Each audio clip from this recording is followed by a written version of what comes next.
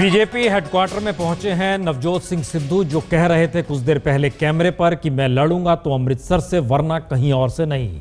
कुछ ऐसे ही संकेत शत्रुघ्न सिन्हा ने कल दिए थे, लड़ूंगा तो पटना साहिब से ही, कहीं और से नहीं। लेकिन अगर हर की नज़र बनारस और नरेंद्र मोदी को लेकर है तो कमोवेश सहमति हो चुकी है। सिर्फ ऐलान है, मिठाई, पटाखे, पोस्टर सब कुछ बनारस में बीजेपी हेडक्वार्टर में भी पहुंच चुके हैं। अमिताभ, इधर हेडक्वार्टर में क्या स्थिति है? मीटिंग किस रूप में चल रही है और कब तक ऐलान, और उलझन क्या है?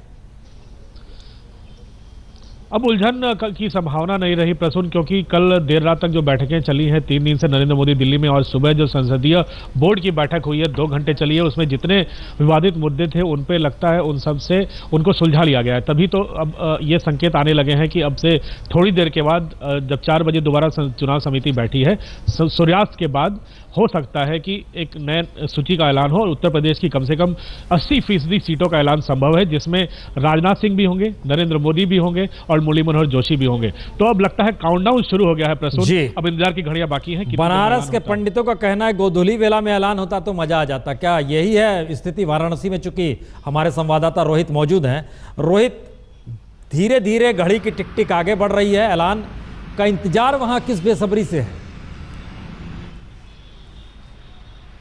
बिल्कुल, यहाँ पे जो बीजेपी के कार्यकर्ता हैं एक तरीके से उन्होंने मान लिया है कि अब नरेंद्र मोदी ही लोकसभा चुनाव यहाँ से लड़ेंगे। मुरली मनोहर जोशी का टिकट कट चुका है और इसीलिए जो सेलिब्रेशन है उसकी तैयारी शुरू हो गई। जैसे कि मैंने आपको पीछे दिखाया कि अब कटआउट भी लगा दिया गया है नरेंद्र मोदी का, और कुछ कार्यकर्ता भी हमारे साथ बैठे हैं।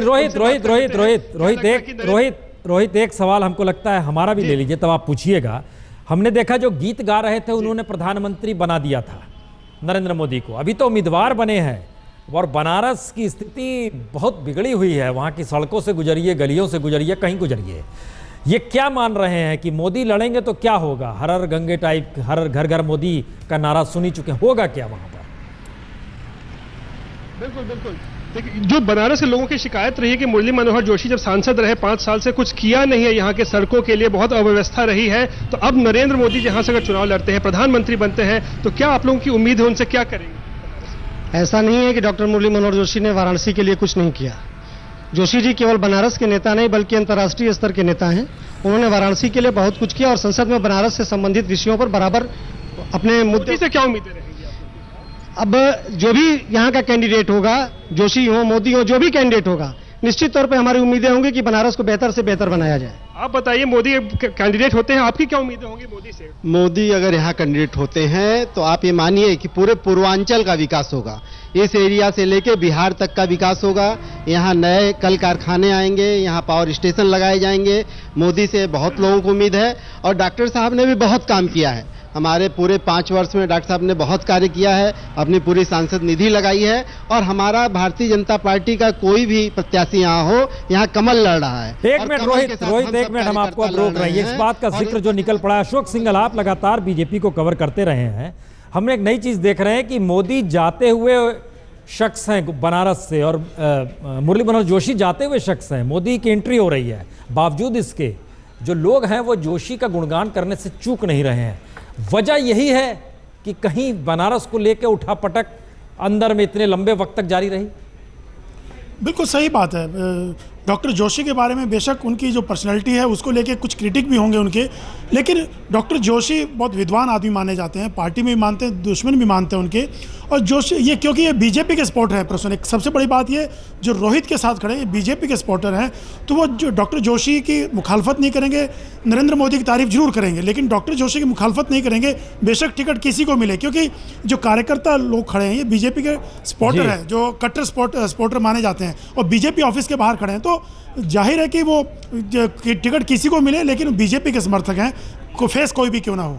हम आलोक जी एक चीज़ नहीं देख रहे हैं कि जो स्थिति में बनारस खड़ा है, जिस स्थिति में, और पहली बार जो रिएक्शंस बनारस से आ रहे हैं नरेंद्र मोदी को लेकर, उत्साह उल्लास सब चीज़ें ठीक हैं, लेकिन हम एक चीज़ आपसे बार बार समझना चाह रहे हैं, मार्जिन ऑफ वोट बहुत कम था जोशी जी की जीत का। ये स्ट्रेटजिकली जो परिस्थिति है, ये पूर्वांचल बिहार तक लहर मोदी की चली जाए, मैसेज चला जाए, या ये मानकर चल रहे हैं कि चूंकि 30% से ज़्यादा मुस्लिम है और वोटों का ध्रुवीकरण बड़ी तेज़ी से होगा मोदी के उतरते ही, ये ध्रुवीकरण मैसेज है? क्योंकि अगर आपको याद हो तो यही बीजेपी, यही विश्व हिंदू परिषद अयोध्या के बाद काशी और मथुरा का नारा लगता था। ये मैसेज क्या है? देखिए, दोनों बातें हैं, ध्रुवीकरण भी है और दूसरा बिहार में भी जिस तरह से बीजेपी को मजबूत, सारे गठबंधन टूटने के बाद भी ऐसा नहीं कि बिहार में बहुत एकदम मोदी लहर चल रही थी।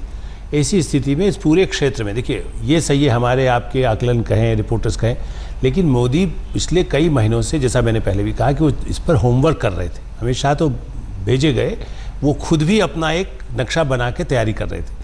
तो उनको यही लगता है कि बनारस से यदि आप करेंगे तो उधर उसके पूरे आसपास के क्षेत्र, पूरे पूर्वांचल और बिहार में भी उसका फ़ायदा मिले।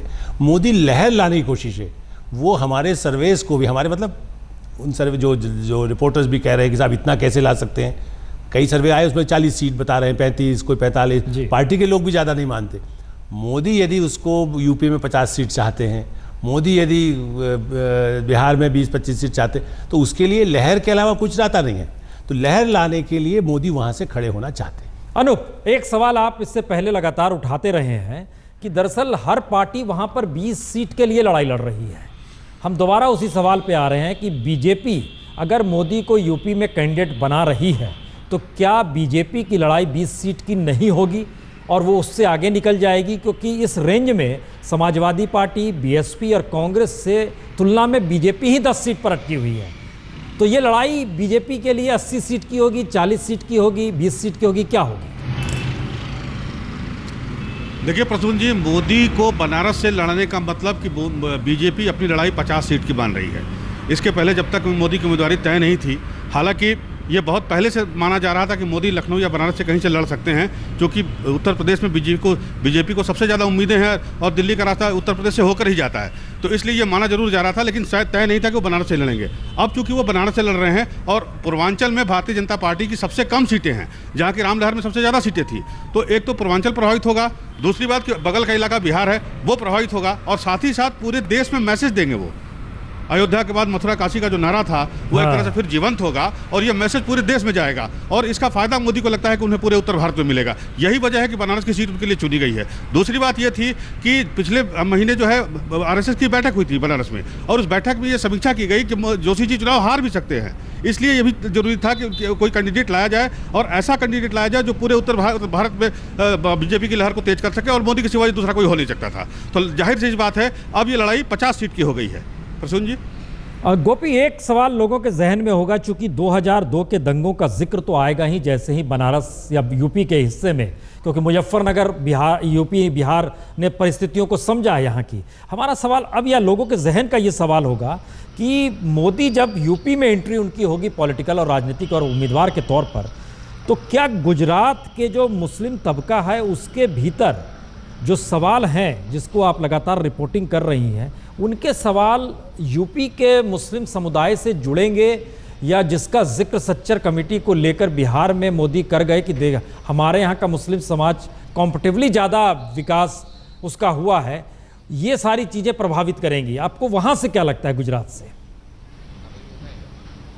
बिल्कुल प्रसून जी, मैं आपको बता दूं कि मोदी ने, आप ये अभी की बात नहीं है, 2002 में जो दंगे हुए थे उसके बाद से मोदी ने जब से सद्भावना की है और उसके बाद कोर्ट के जरिए उन्हें क्लीन चिट देना, ये सारी चीज़ें मोदी लगातार गुजरात के जो कुछ मुस्लिम चेहरे हैं उन लोगों का इस्तेमाल कर रहे हैं। देश के अंदर एक मुस्लिमों की गुजरात में अच्छी कंडीशन है उसको लेकर एक मार्केटिंग कर रहे हैं, और ये हम कह सकते हैं कि पूरी तरह एक मार्केटिंग स्ट्रेटेजी के तहत किया जा रहा है ताकि उनकी जो छवि है उसे सुधारा जाए। और हो सकता है कि शायद वो बहुत अच्छी तरीके से जानते थे कि किस तरीके से अपना जो हिंदूवादी चेहरा है, क्योंकि गुजरात ये हिंदुत्व की प्रयोगशाला माना जाता है, वैसे में अपने हिंदूवादी चेहरे को खत्म करना है और जो बिन सांप्रदायिक चेहरा है उसे उभारना है। तो लगातार मोदी, हम कह सकते हैं कि जब से सद्भावना की है लगातार ये छवि को निखारने में लगे हुए थे। शायद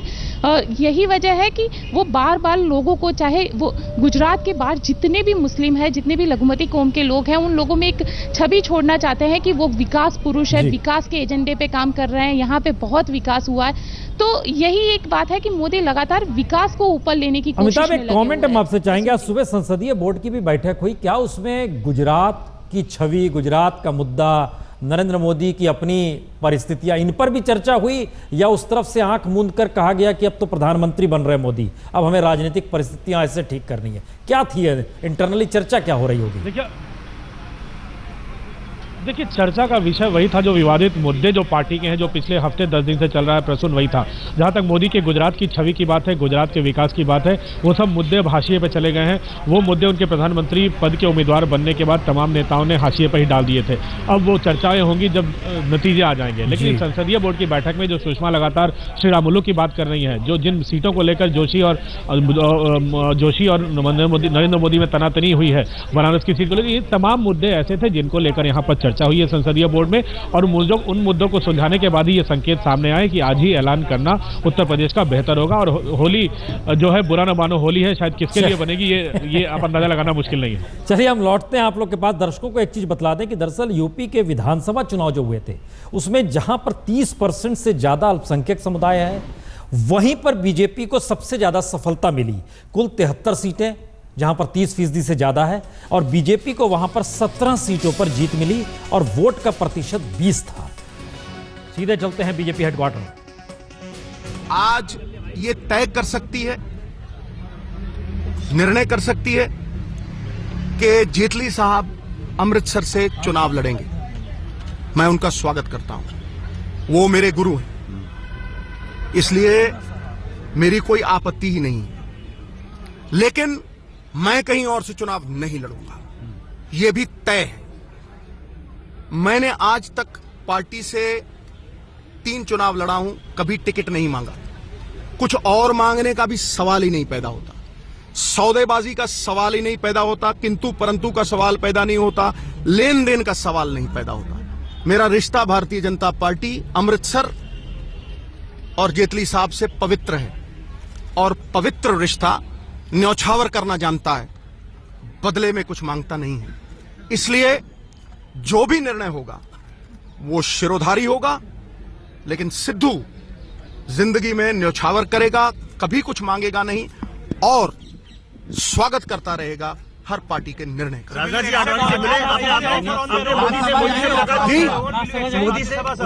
मैंने आज तक नहीं मांगा। मैंने बोला आपको, तीनों लोकसभा इलेक्शन जो मैं लड़ा हूं, मैंने नहीं मांगा, और ये मैं मांग सकता ही नहीं हूं। वो छोटी बात है, छोटी बात सिद्धू नहीं करता। सिद्धू न्यौछावर करना जानता है, मांगना नहीं जानता। तिनके से हल्की रुई, रुई से हल्का मांगने वाला आदमी। बिन मांगे मोती मिले, मांगे मिले ना भीख। खटैक।